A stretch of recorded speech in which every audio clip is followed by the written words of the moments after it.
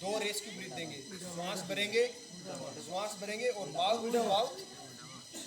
To mouth rescue breath देंगे। नाक pinch करेंगे, नहीं तो हवा नाक से निकल जाएगी, फिर उसकी नाक को पिंच करेंगे और उसके माउथ टू माउथ सटा के और रेस्क्यू ब्रीथ देंगे। इससे क्या होगा, एक जो छोटा सा दो पार्ट है जो जरूरी है हमारा लाइफ में, जिसको हम BLS बोलता है, बेसिक लाइफ सपोर्ट के लिए। तो वो दोनों चीज को हम दिखाएंगे, ठीक है। एक होता है CPR और दूसरा है FVAO, जो फॉरेन बॉडी एयरवे ऑब्स्ट्रक्शन।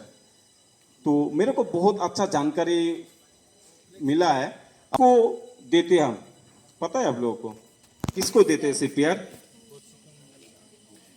कोई बात नहीं, दिल खोल के बोले, इसमें कोई गलत नहीं होता है। किसको देना चाहिए CPR? सबसे पहले तो एक जिसको पाल्स एब्सेंट हो। क्या एब्सेंट हो? पाल्स। कौन सा पाल्स एब्सेंट हो? कैरोटिड। एडल्ट के लिए कैरोटिड, चाइल्ड के लिए क्या होता है? चाइल्ड के लिए ब्रेकियल, जो ये वाला पाल्स होता है। इन्फेंट के लिए क्या होता है? ब्रेकियल पाल्स होता है। ये पाल्स अगर एब्सेंट है तो उसमें हम क्या कर सकते हैं? CPR दे सकते हैं, ठीक है। दूसरा, पानी में डूबा हुआ व्यक्ति, ठीक है, पानी में डूबा हुआ व्यक्ति को दे सकते हैं।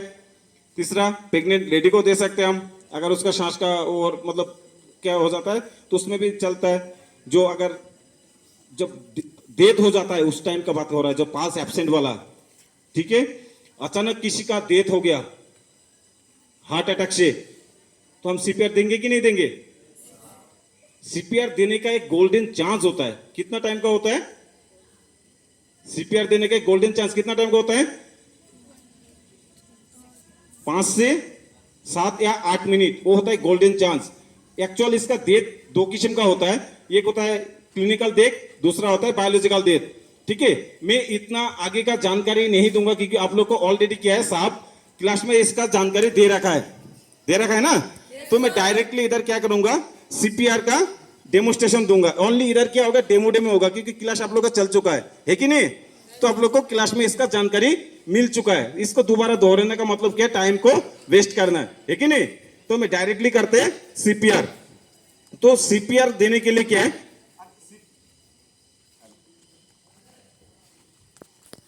क्या आना चाहिए? हार्ट को लोकेट करना आना चाहिए। हार्ट लोकेट करने के लिए क्या है, दो पोजीशन होता है। कितना पोजीशन होता है? दो पोजीशन। एक होता है निप्पल टू निप्पल, जो ओनली फॉर जेंट्स के लिए होता है, निप्पल टू निप्पल, ठीक है, ये ठीक है।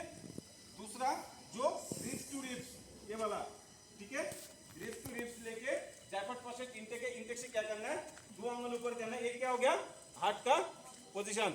हमेशा क्या करना है, हार्ट जो हमारा स्टोर्नम होता है ना, स्टोर्नम से हल्का लेफ्ट साइड में 99% मतलब क्या होता है, हल्का लेफ्ट साइड में पड़ा रहता है। 1% चांस जो राइट साइड में रहता है। क्लियर हो गया? हार्ट का पोजीशन के बारे में जानकारी हो गया, हार्ट लोकेट करने का तरीका पता चल गया। CPR देने के लिए हमेशा क्या करना है, हार्ट शार्पेश होगा। क्या होगा? हार्ट शार्पेश होगा। हार्ट शार्पेश होगा, प्लस जो CPR जो व्यक्ति देता है उसका हाथों में कुछ नहीं होना चाहिए। जैसे मेरे हाथ में अभी क्या है, अंगूठा है, घड़ी है कि नहीं, तो ये चीज नहीं होना चाहिए, ये चीज खोल देना चाहिए। क्लियर? CPR के लिए हार्ट शार्पेश होना चाहिए, ठीक है। ये नहीं जो बिस्तर का ऊपर, सोफा का ऊपर CPR नहीं देना चाहिए। क्यों नहीं देना चाहिए? अगर बिस्तर या सोफा के ऊपर हम CPR देंगे तो हमारा जितना हमने कॉम्प्रेस करना था उतना कॉम्प्रेस हम सही ढंग से नहीं दे पाएंगे, ठीक है। क्लियर है कि नहीं? Yes sir. तो इसलिए क्या करना है, हमेशा हार्ट सरफेस होना चाहिए और प्लेन होना चाहिए। क्लियर हो गया? तो इसके लिए क्या करना है, जो अलर्टनेस वगैरह सब कुछ मैं छोड़ दे रहा हूँ, क्योंकि ये ऑलरेडी हमारा क्लास में साहब ने कर दिया। मैं अलर्टनेस वगैरह नहीं कर रहा हूँ। डायरेक्टली क्या करना है, मैंने इधर पास को चेक करना है। पास को चेक करने के बाद मतलब डायरेक्ट डेमो बोलते हैं जिसको, वो चीज कर रहा हूँ, ठीक है।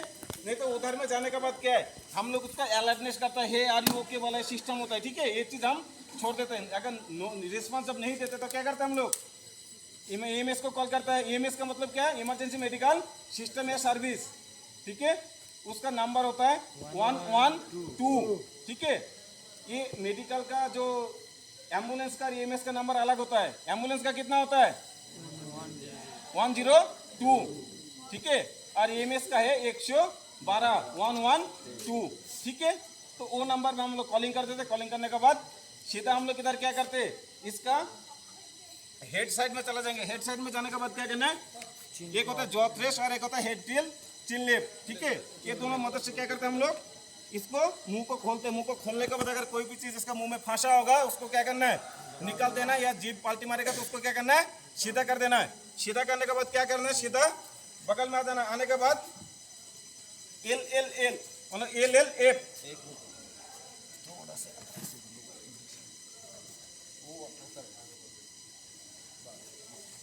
तो इसका आगे क्या करना है, एल एल एफ मेथड को अपनाना है। लुक, लिसन और फील।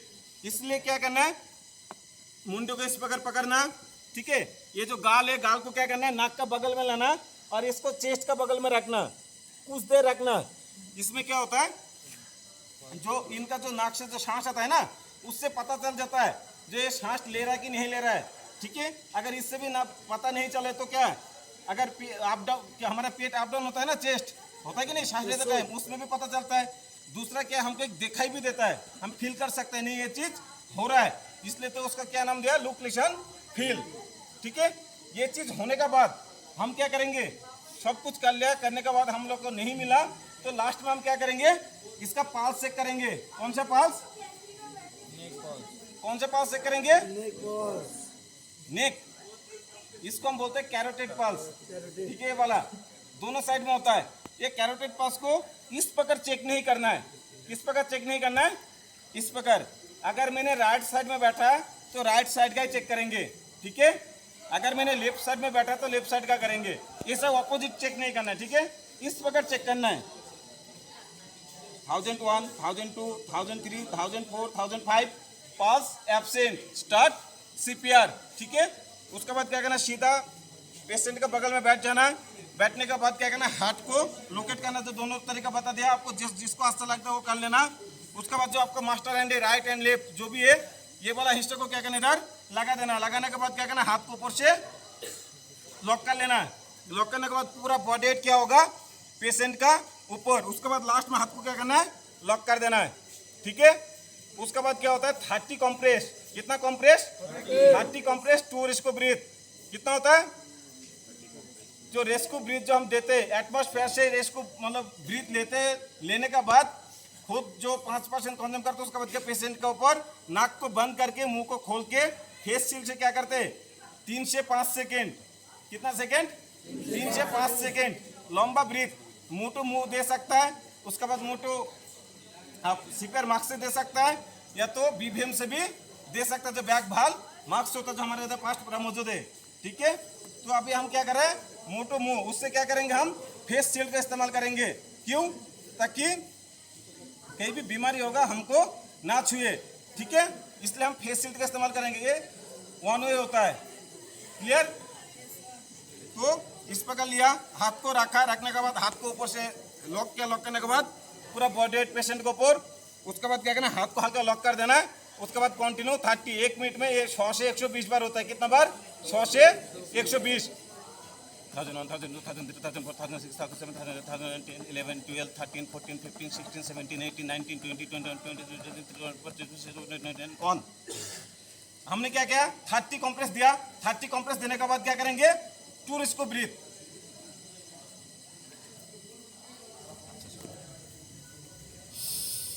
ये कार्रवाई मेरा पोजीशन सेम रहेगा, मैं सिर्फ बता रहा हूँ इसलिए मैं आगे पीछे हो रहा हूँ, ठीक है। ये कंटिन्यू चलेगा, ये कार्रवाई, ठीक है, ये कंटिन्यू रहेगा।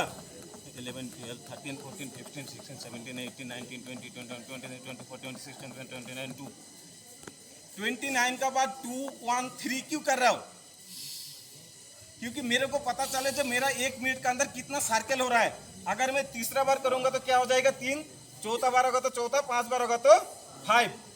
ये कार्रवाई तब तक होगा जब तक पेशेंट का पास प्रेजेंट ना हो। लास्ट में क्या करना है, पेशेंट का पास को चेक करना है। अगर पास अगर प्रेजेंट हो गया तो हम सीपीआर छोड़ सकता है, नहीं तो जब तक ईएमएस नहीं आएगा तब तक क्या करेंगे, सीपीआर देंगे। क्लियर हो गया, आप लोग दोनों आ जाओगे। वॉलंटियर्स किसको देखना है, किसको चेक करना है, कैरोटिड पल्स, ठीक है। और नजदीक पेशेंट का ये बिल्कुल कंधा बराबर, निगाह निगाह, हाँ पूरा बॉडी वेट आगे और आगे थोड़ा सा, हाथ को लॉक कीजिए, हाथ को लॉक करना हल्का, ऐसे देखो इस प्रकार रखा ना, ऐसे घूम जाता है हाथ। लाउडली लाउडली ये तो हेर न यता सीएबी चेक किया, अलसनेस चेक किया, सीएबी चेक किया, सर्कुलेशन, एयरवे, ब्रीथिंग। सर्कुलेशन में आपने क्या चेक किया? कैरोटिड पल्स, हार्ट लोकेट किया, रिब्स टू रिब्स, सेंट्राए, जैकार्ड प्रोसेस, उससे ठीक 2 उंगली ऊपर, थोड़ा सा लेफ्ट साइड हार्ट का लोकेशन, मास्ट एंड लिया, जहाँ पे आपने हार्ट लोकेट किया मास्ट एंड, और कंप्रेशन है ये, जिससे हार्ट को सपोर्ट मिलेगा। इसमें पेशेंट का जो चेस्ट एडल्ट हो तो, चाइल्ड हो तो 3 से 4, और बेबी हो तो, इन्फेंट हो तो 9 से। चलिए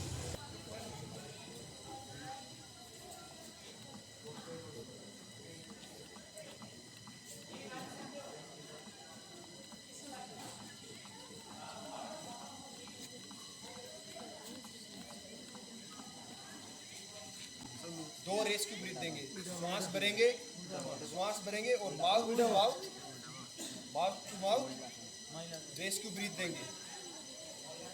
नाक पिंच करेंगे, नहीं तो हवा नाक से निकल जाएगी, फिर उसकी नाक को पिंच करेंगे और उसके माउथ टू माउथ सटा के और रेस्क्यू ब्रीथ देंगे। इससे क्या होगा? पेशेंट जो विक्टिम है उसके लंग्स को सपोर्ट मिलेगा। आर्टिफिशियली वेंटिलेशन है ये, आपने उसके लंग्स को और हार्ट को सपोर्ट देना है, वापस उसको रिदम में लाने में। हो गया इस पेशेंट को आरामदायक पोजीशन में लेटा दीजिए और ईएमएस को आपने कॉल कर ही रखा है।